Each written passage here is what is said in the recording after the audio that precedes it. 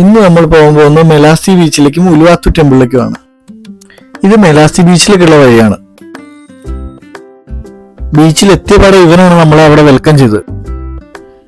Beach മൊത്തം ഇവനും അവന്റെ കുടുംബക്കാരുമാണ്. ഇതാണ് നമ്മൾ പറഞ്ഞ മെലാസി ബീച്ച്. ഇപ്പൊ കാണുന്ന പോലെ തന്നെ നല്ല അക്വ ബ്ലൂ ആണ് വാട്ടർ. ഇവിടുത്തെ ബീച്ചിലൊക്കെ ഈ കാണുന്ന പോലെ വേസ്റ്റോ പ്ലാസ്റ്റിക്കോ ഒന്നും നമുക്ക് കാണാൻ പറ്റില്ല. പിന്നെ വീഡിയോസും ഫോട്ടോസും എല്ലാം പലതരത്തിൽ എടുത്തിട്ടുള്ള പരീക്ഷണങ്ങളായിരുന്നു. അതിൽ കൂടുതലും ഫ്ലോപ്പ് ആയിരുന്നു, എന്നാലും അതെല്ലാം നമ്മൾ സേവ് ചെയ്ത് വെച്ചു.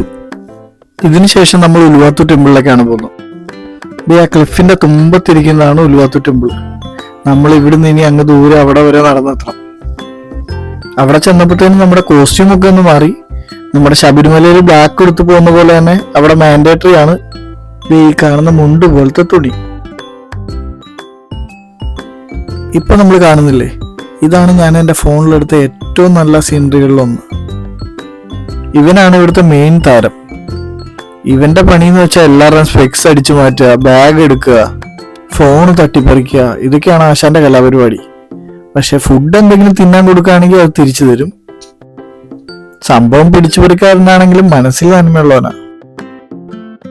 നമ്മൾ ഇത്രയും ദൂരം നടന്ന് ഇവിടെ എത്തിയത് വർത്താന്നറിയാൻ വേണ്ടിയിട്ട് ഈ വ്യൂ മാത്രം മതി. പഠിച്ചുകൊണ്ടിരുന്ന സമയത്ത് നമ്മുടെ ക്ലാസ്മേറ്റിന്റെ ഒക്കെ ബുക്കിന്റെ ചട്ടയിൽ മാത്രമേ ഞാൻ ഇതുപോലത്തെ സീനറി ഒക്കെ കണ്ടിട്ടുണ്ടായിരുന്നുള്ളൂ. ഈ ക്ഷേത്രം ബാലിയിലെ 6 പ്രധാന ആത്മീയ ക്ഷേത്രങ്ങളിലൊന്നാണ്.